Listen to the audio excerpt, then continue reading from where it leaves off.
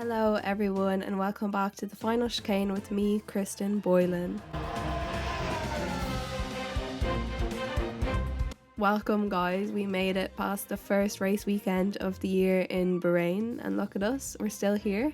You may have noticed, maybe on Spotify or YouTube you are potentially able to see me for the first time. I've never actually done a video podcast before, so I'm using Zoom to try and do this right now and I have no idea how it's going to work, how this is going to look. I don't even know if this works for like Apple Music or any of the other podcasts, whatever you're watching on.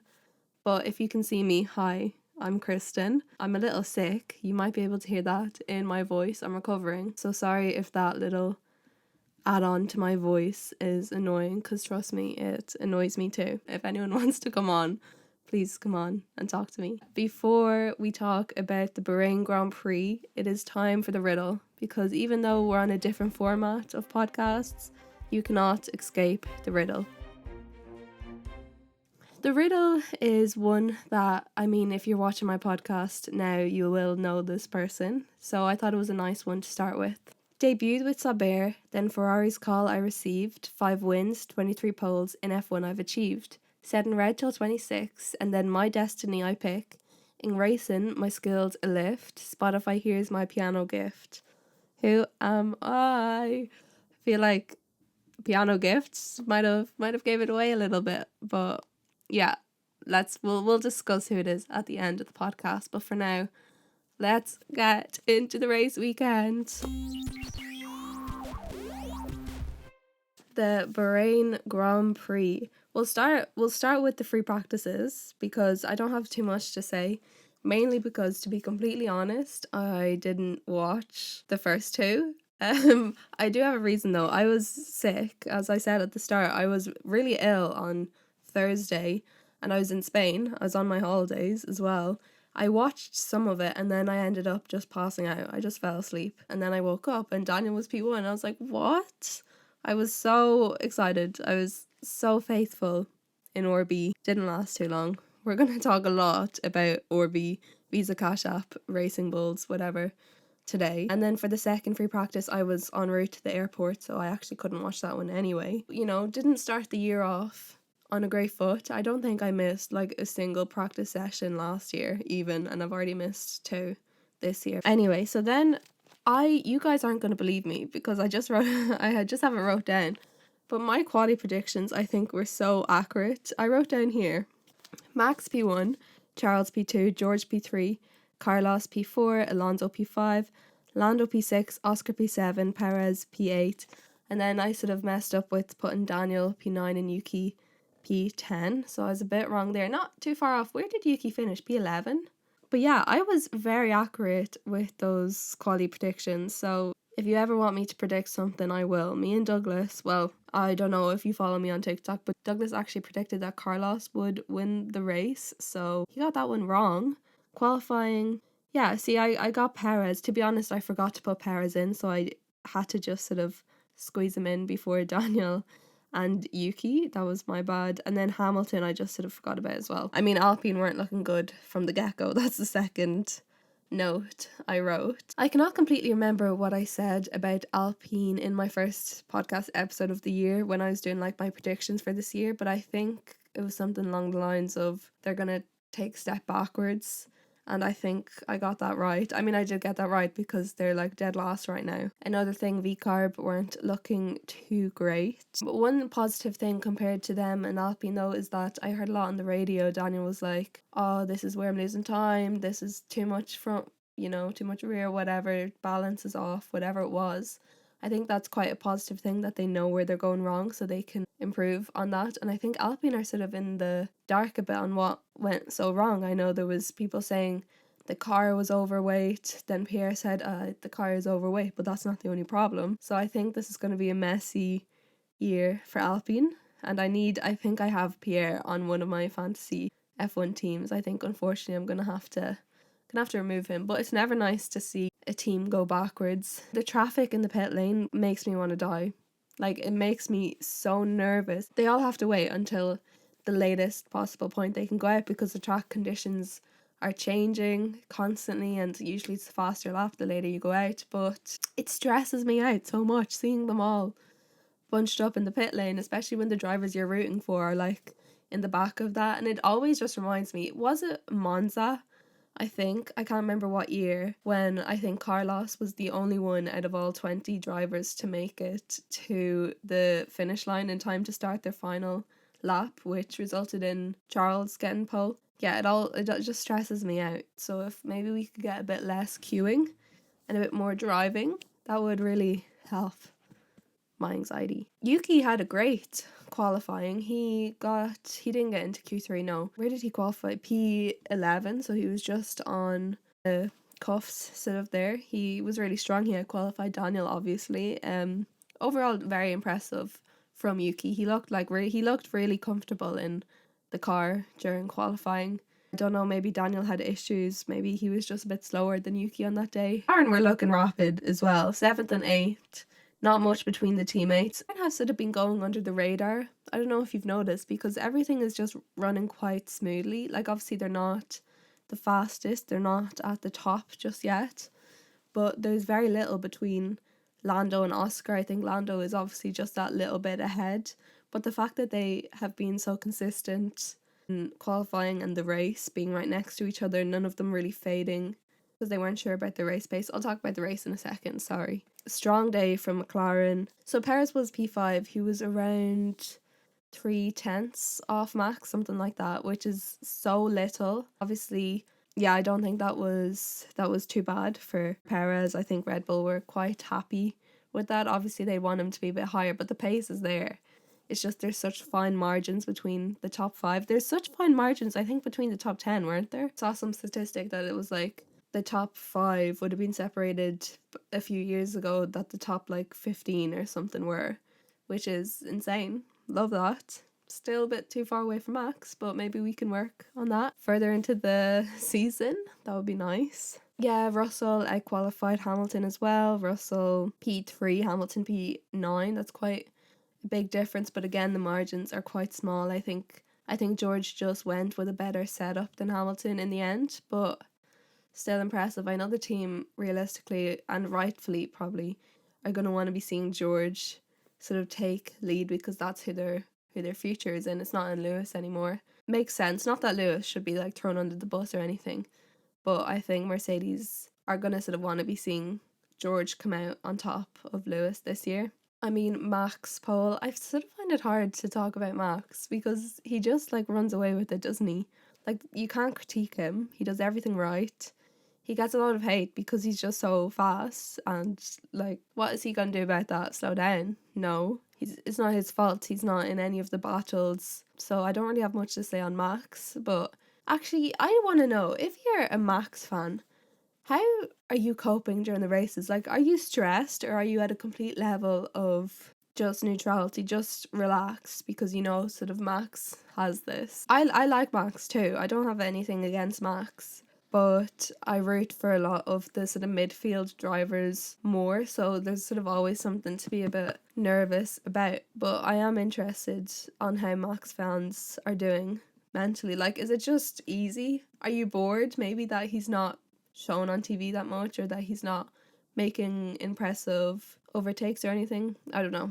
I'm just interested to know. But yeah, basically the biggest L's, I guess, from qualifying were Alpine. The biggest win from qualifying, for sure, Hulkenberg.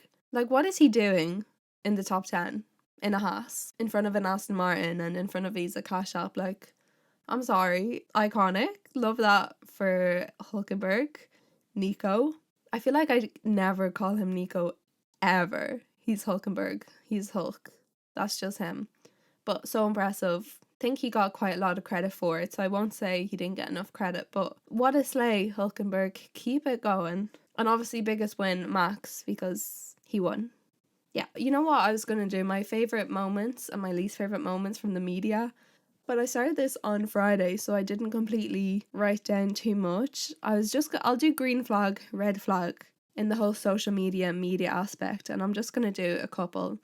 And I mean, the biggest red flag in media over this race weekend was Villeneuve, who basically in an interview said that Daniel Ricciardo only belongs in the sport because of his image. He's a PR person and he doesn't deserve to be in the sport. He's not a good driver, blah blah blah. If someone is going to talk about Daniel, it's Villeneuve. There's a little obsession going on there and it's always negative. No one has anything more negative to say than Villeneuve about Daniel. Not sure the history there, I don't know, maybe they know each other and they fell out or something, but every time there's an interview that's just there to like knock Daniel's confidence, it's always him. Just gonna say that, don't mean to be rude, but there's just becoming a bit of a pattern, and I think the obsession is it's a bad take as well. Daniel, if you've watched Formula 1 longer than 2021, you know that Daniel is so much more than a pure driver. And yeah, he has fun around the paddock and he makes jokes and he annoys the other drivers. But if you actually think that if he didn't do any of that stuff, he would be a better driver, you are an idiot. Like, God forbid, during his struggles at McLaren when his mental health was the lowest and his physical health as well, God forbid he makes a joke with one of the other drivers. God forbid he comes in a horse to try come up with some sort of positive outcome, to try remember something fun about the race weekend and not just that he came like P18 or whatever. Like, God forbid he just tries to have a good time at one of the lowest points in his life. Like, if you have a problem with that, what is wrong with you? Let Daniel live. Let him have fun. I mean, this year and last year, he has said multiple times that he stopped with that sort of stuff because he knows people aren't taking him seriously, and that is ridiculous that people made him feel like that. I could do a full podcast episode on Daniel, and maybe I will, because people are so harsh to him because of his personality, as if that has anything to do with his driving. Like, you know nothing about Formula 1 if you think any of that would change, you know? Look at my ears going red. That's how much y'all are stressing me out about this. My ears have gone so red if you were watching this. I never even realised my ears do that, but I must be getting worked up a bit. I mean, I'm guessing I didn't watch Formula 1 back then, I wasn't born, but I'm guessing he was quite a boring driver, personality-wise, even though obviously he was a world champion, and maybe that's why he thinks the best drivers are the ones with no personality. Another sort of red flag of the weekend for me was apparently after the race, not a lot of Ferrari people were at the podium. I saw the video that everyone talks about of Carlos sort of being confused over where everyone is, but then I also saw another video of him with his girlfriend after the before the podium, and there are a few Ferrari people there, but they're just sort of behind the Red Bull people. So I don't know what to make of that, but they wouldn't just like not show up for no reason, right? I know there's been like sort of looked like other teams have done that in the past. I think Lewis, maybe in Mercedes, weren't there one time. If that was the case, that is a big red flag of the weekend. But if not red flag, obviously. And green flag. Did anyone else see the Visa Cash App post after qualifying where they had like emotes for Daniel and Yuki, and Daniel was like upset in his, he was like doing like an upset like thumbs down or something like that in his, and Yuki was like shrugging his shoulders. I think they got a lot of hate that they removed it, but it was like a video that they had prepared, and I'm just thinking about them filming it and their team being like, okay Daniel, pretend that you just finished P14 and you're upset about it, and maybe they recorded like a pole one, which is exciting. But I just love that. But they deleted it. And another green flag of the weekend, I'm only doing 2 of each. So the last green flag of the weekend was the Red Bull mechanics just doing little side quests because they were bored when they went to help Alpine. Like, what were they doing? I can't remember. I think they were just like killing, I don't know. They were doing something for Alpine. That was cute. Like, not much to do in Red Bull. We've sort of got it sorted, but let's go and help Alpine because they are struggling. Should we talk about the race? I'm sort of nervous. I have so much to say. I mean, first of all, Max getting out of DRS within the first few minutes was like, oh, okay, right, we're back in 2023, 2022. How did he do that? Even first few minutes, I mean, like, the first few seconds, honestly, he was away. There was no challenge in Max. He was gone after the first corner and we didn't see him until the finish line, basically. Then the first race incident, or the first corner incident, as there usually is, of course, took out the Haas, or took him out, pushed him to the back, basically. Something always happens to a Haas that qualifies well, if you've noticed. I know that Magnussen got pole and then got taken out first lap by Daniel, which Daniel felt quite bad about, and I'm sure Magnussen wasn't too happy about. So yeah, if a Haas qualifies good, just know something's going to happen to them in the race. Hulk came back a little, not too much though, unfortunately. I know Stroll got a bit of a touch at the start as well, which ruined his race, basically, or at least decreased his race, because Stroll actually had a really good race when you think about it, from being pushed back to the end. He's quite good at coming through the field. Mercedes started stronger than last year anyway.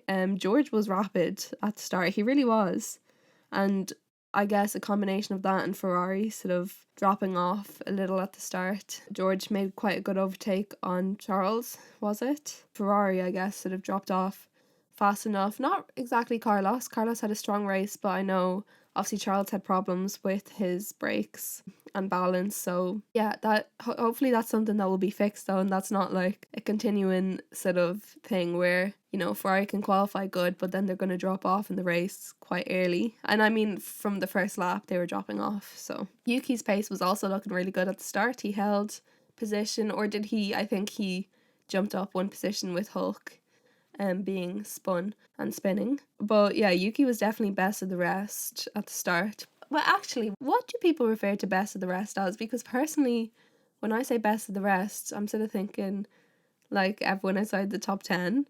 You know, like I would be excluding Red Bull, Mercedes, McLaren, Aston Martin and Ferrari. So the best of everyone else.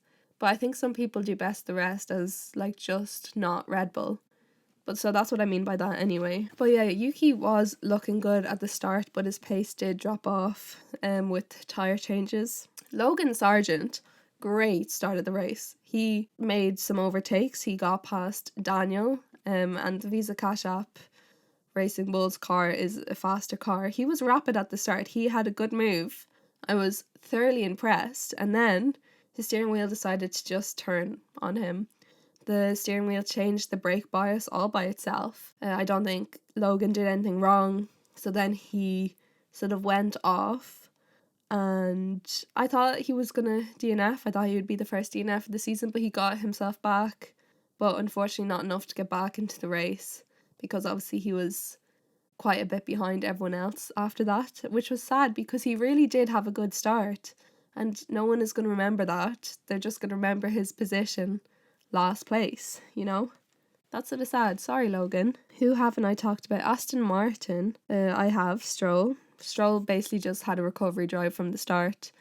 Alonso, nothing too special. He finished P9, I think, in the end, but Aston Martin's pace weren't comparable to the other cars.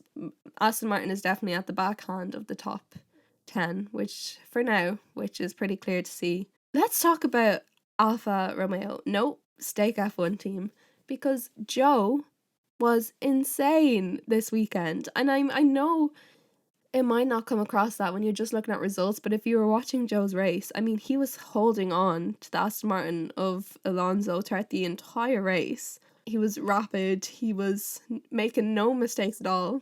Not many people talk about Stake F1 team when they're doing well, but Joe deserves credit. He was one of the best, in my opinion. He was one of the drivers of the day, so well done, Joe. Bottas obviously had that really long pit stop, so you know there really wasn't much more Bottas could have done. Another recovery drive, I guess, from Bottas, same as Stroll. Daniel had a rough start to the race. The tyres weren't really working with him, the balance was off, he was having quite a few problems talking on the radio. Then he changed to the hard tyre. He started on the soft, I think. He changed to the hard. He was rapid on the hard. He was making up a lot of time. He made some good overtakes, got a few cars in that. And then he changed on to the softs, and he was the fastest of the rest on his last stint of the race. Once again, like I said earlier, McLaren weren't really making much noise during the race. I know Norris finished 6th, Hamilton 7th, and Piastri 8th, I think, but really there was nothing in between the two McLaren drivers. As I said, Lando a bit more race pace than Oscar. Not much in it though. Both McLarens were doing really well. And I guess no noise is sometimes a good sort of thing. They're just having a nice, quiet, clean race with the Mercedes. Yeah, and then coming to the last stint, I'll go back to Red Bull. I think they were both put on softs. Red Bull, Max, Perez, and then Daniel, I think, were the three drivers who were put on softs with like 20 laps to go. And I was like, what are they doing? There's no way the softs are going to last that long. I mean, most people on Twitter were also saying that. But once again, proved wrong. All three drivers made it work. Daniel is excellent at keeping his tyres in check. How do you call that? Who is it that's labelled the tire expert? What is that word? Is it Bottas? I don't know. I've gone completely blank on what is the word when you're good at managing your tires. What is that like title? Tire whisperer, maybe? I don't know. But Daniel is getting there because one thing about him is that he's gonna manage those tires, and he did. He was making up a lot of time in all of the cars in front of him. He was lapping faster than them all. He caught up to Yuki eventually, who was a couple of places ahead of him, and he probably would have caught up to the Haas. I'll talk about that in a minute anyway. Yeah, obviously a bit of controversy then happened within the Visa Cash App Racing Bulls team. And yeah, so let's talk about that. Some of the stuff I've been seeing online about this is ridiculous, absolutely ridiculous. First of all, the swap would have worked if it was done earlier. And I mean, it should have been done a lap even before they even suggested doing it to Daniel.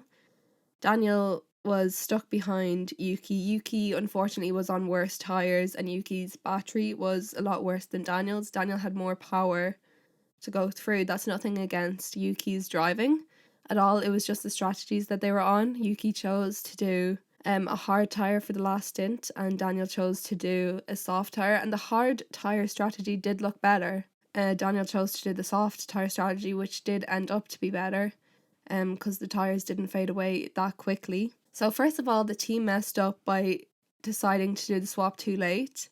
They basically, when they suggested to Yuki to do the swap, they needed to do the swap right there and then for it to work, for it to even be a potential to work, because obviously I'm not going to say Daniel would have got the Haas, because obviously I don't know that. They needed to do the swap then and there, and then Yuki sort of protested, as you would, because you're a driver, you don't want to give up your space.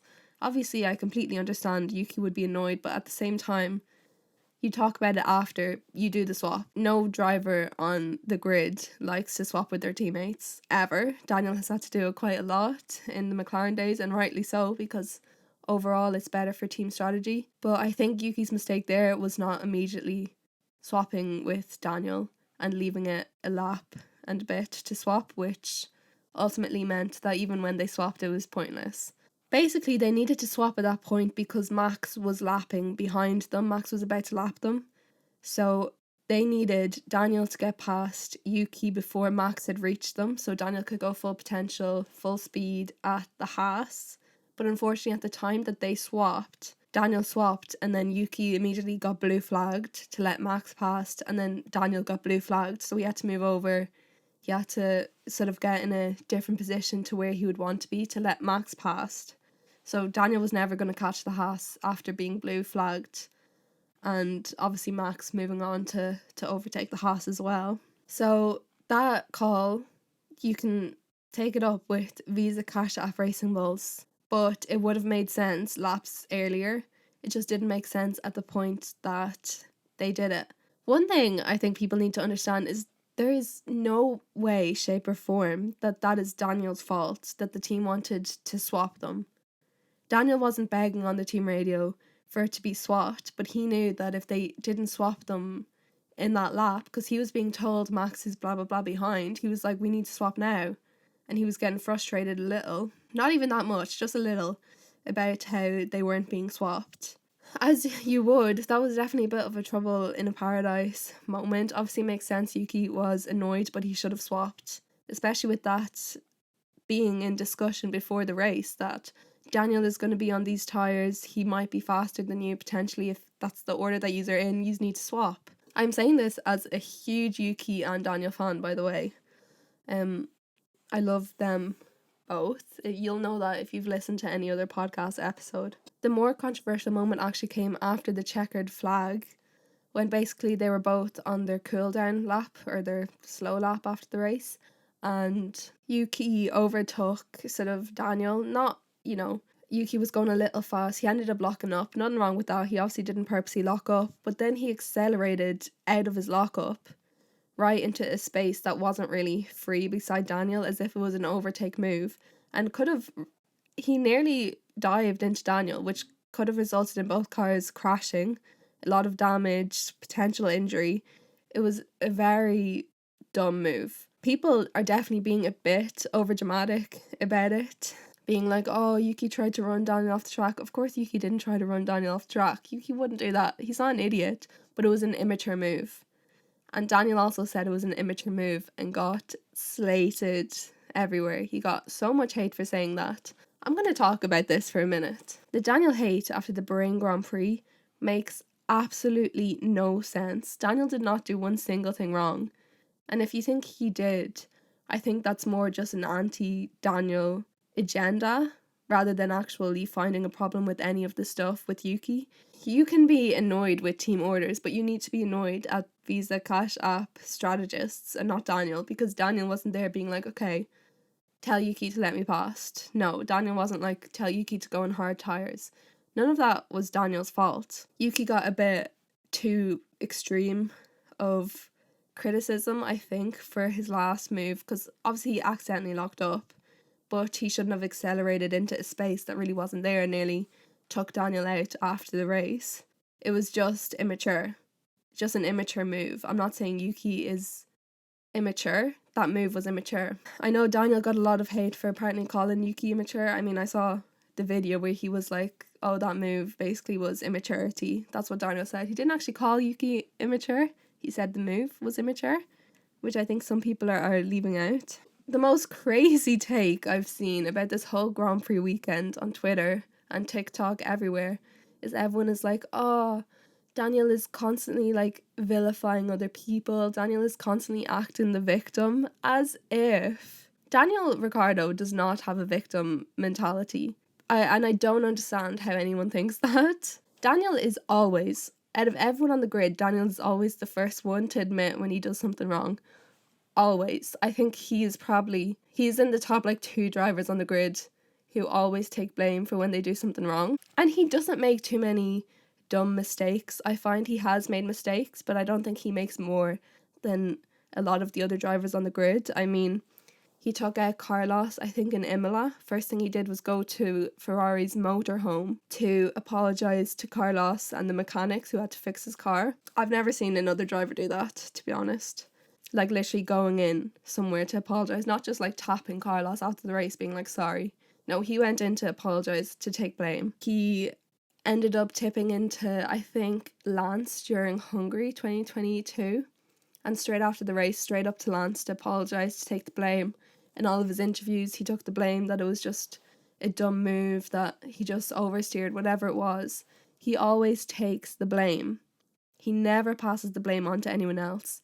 Even during his entire McLaren stint, I don't think there is another driver on the grid who would have took the blame for every single thing and not once put the blame on McLaren. But yeah, I don't think there's another driver on the grid who would have took the blame for absolutely everything that happened in McLaren. I know you can't, I'm not saying McLaren deserved to be blamed, but I'm just saying that I think nearly every other driver on the grid would have blamed McLaren at some point. Daniel did not once. Daniel went through a lot in McLaren. He was the lowest he was mentally. That is a time when you would expect him to victimise himself, but he didn't. He was like, oh, I'm not clicking with the car. I've made this mistake. I just wasn't fast enough now. He apologises when he does something wrong. He's always apologising at the end of the race, sorry about that, to his mechanics when he's not fast enough. And even after the way he was treated in the second half of 2022 with a lot going on behind his back and his boss, basically talking crap about him to the media, not once did he say anything negative about McLaren.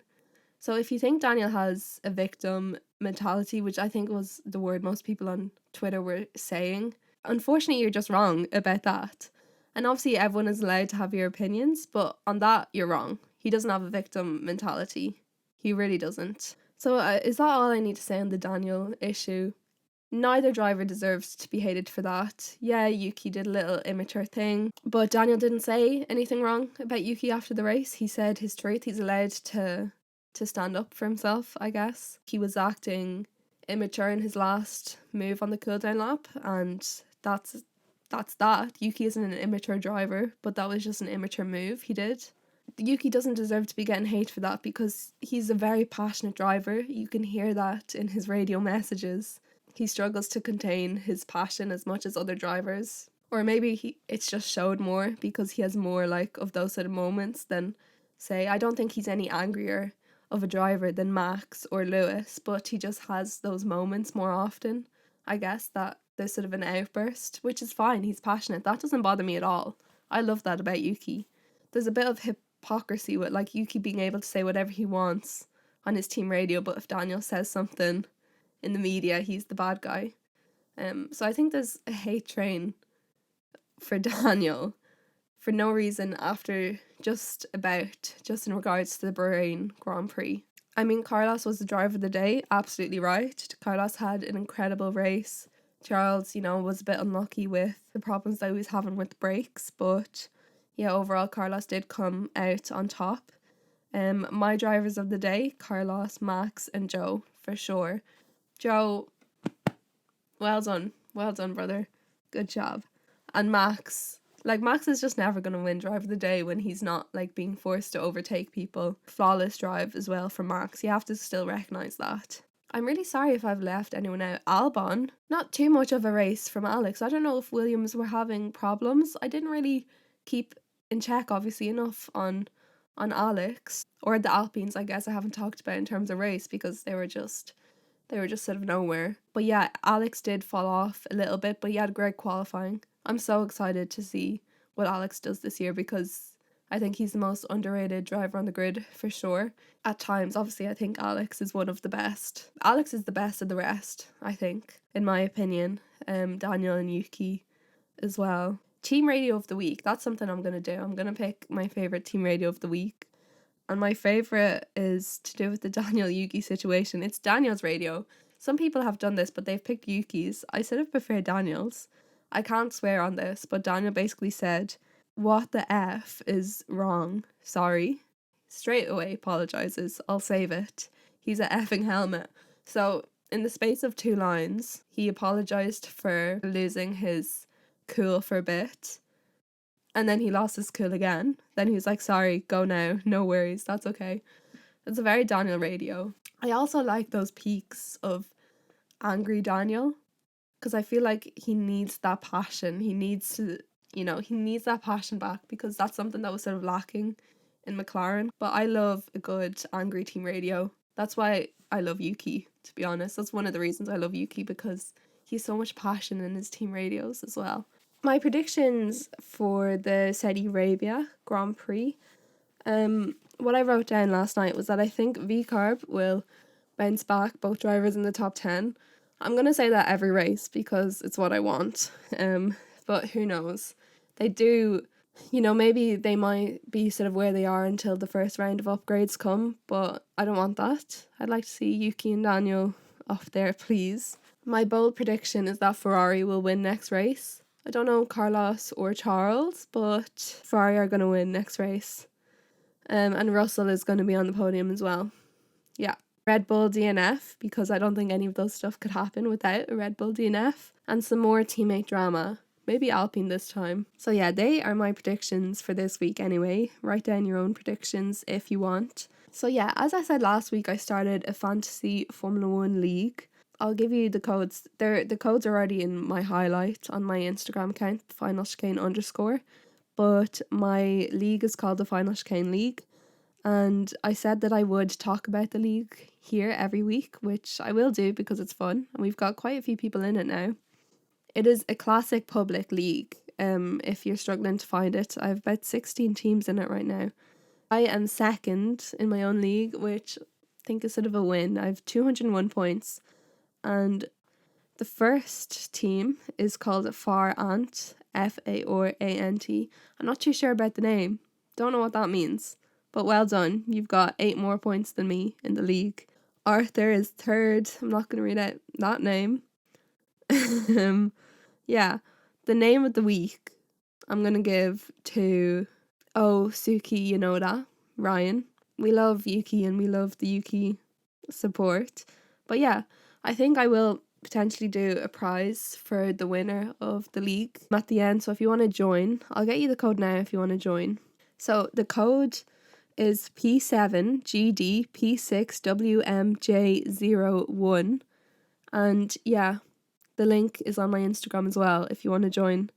Yeah, we'll move back to the riddle then. I know I usually give a little story about the person after the riddle, but since the driver is still sort of around, there'll be no story about this one. The answer is, of course, the one and only Charles Leclerc. If you don't know, Charles plays piano and he's released some songs professionally on Spotify, so you should definitely check that out. So well done if you got the riddle right this week. My ears are still red. And I think that's all. I think that's your rundown of the Bahrain Grand Prix complete. This was actually a lot easier than I thought. I was like, how am I going to be able to talk by myself about a race for like more than 10 minutes? And I've no idea how long this is, but it's been pretty long because I've been here for a while. It's nearly 4 o'clock. And my throat is screaming at me to stop talking. So that's what I'm going to do. I'm going to stop talking and rest my voice. But thanks for listening today, guys. But I will see you after the Saudi Arabia Grand Prix. Goodbye.